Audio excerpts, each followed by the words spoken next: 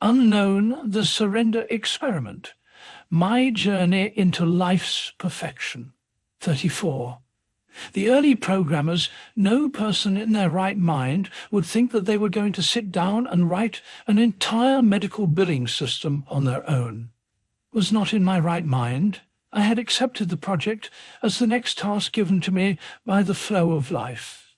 My entire spiritual path was focused around my experiment with surrender, in order to keep my distance from the inner chatter.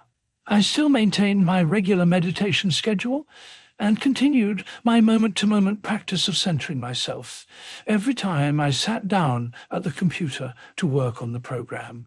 I took a breath and remembered that I was writing this as a gift to the universe. I was sitting on a tiny planet spinning through outer space, and this was the task that had been given to me.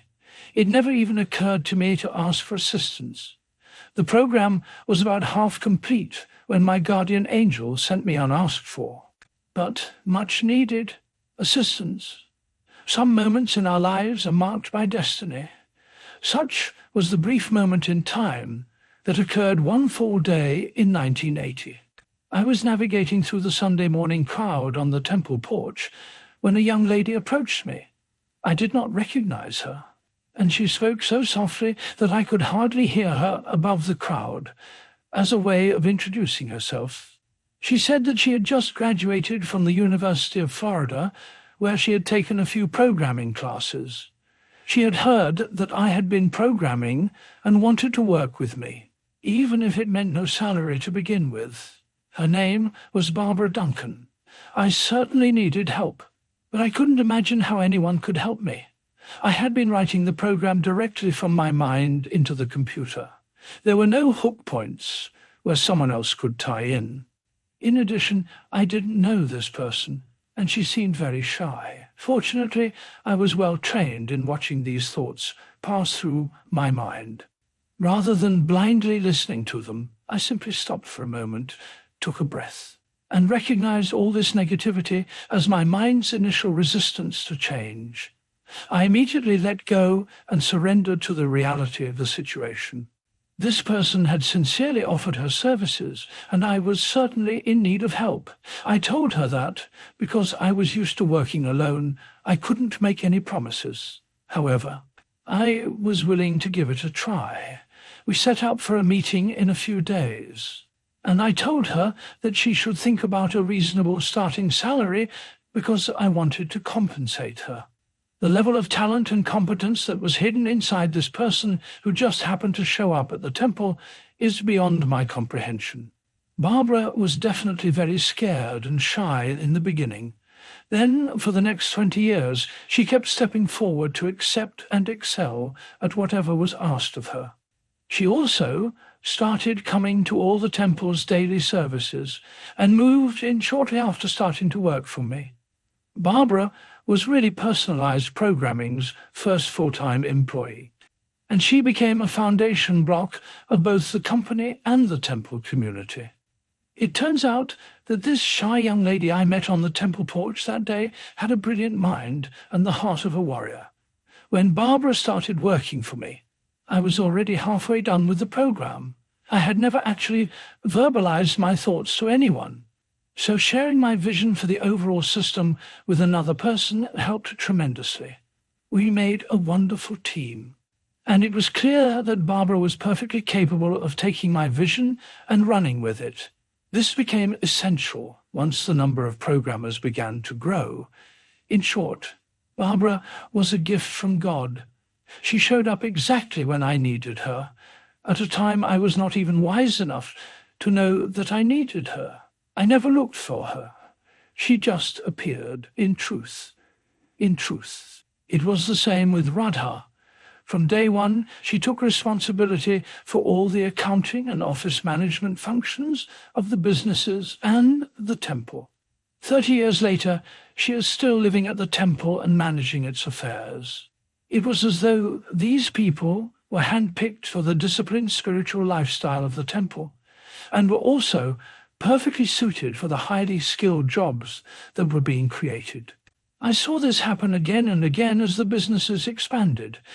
It felt like I was dancing with the perfection of the universe. I didn't fully realize it at the time, but witnessing the results of my surrender experiment was doing more to get rid of the burdensome sense of me than my hours of spiritual practices. I was well aware that I was not causing these events to unfold so perfectly, but I was deeply honored to watch the perfection of life unfold before my eyes. We brought on a couple of additional programmers over the next year. By the time we were done with the first version of the software, there were 4 of us working full-time. We needed the additional help coding mostly because the designs Barb and I were turning out were never the simplest way to get things done. They were simply the best way. For example, one of the most interesting and important modules we wrote was the one that printed the insurance claim forms. I remember the days I spent with my clients going over their insurance billing needs. You basically had to be a rocket scientist to understand all the minute differences between how these practices were filling out the supposedly standardized forms. But they insisted that each of these differences was essential in order to get properly paid by different insurance companies. Barb and I managed to develop a very sophisticated, template-driven system that would allow the practices themselves to specify how they wanted to fill out the forms for any particular insurance company. We were committed to developing a system that would perfectly handle a practice's insurance billing needs, and this became one of the main reasons for the rapid acceptance of the software in a very short period of time. Medical manager practices would be defining hundreds of different templates needed to handle the nation's insurance companies. This provides a glimpse of the level we went to with the medical manager. Even with the very first version, we kept bearing down and doing everything to the best of our ability. I had never in my life been involved in anything that demanded the level of perfection of that program. It was like a polished diamond by the time it was done. To me, it was a living entity, and I felt tremendous respect every time I touched it. Just look at the amazing flow of life's events that created this program. I felt like it had a life of its own, and we were just here to serve it.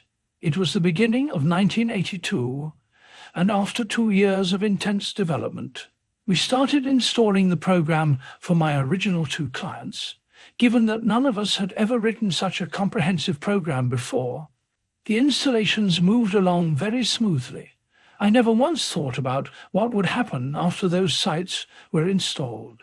We were completely focused on writing and delivering the absolutely best system we could, because that was the task life had given us. The program's destiny after the initial installations would have to unfold completely on its own, exactly as had happened every step of the way so far.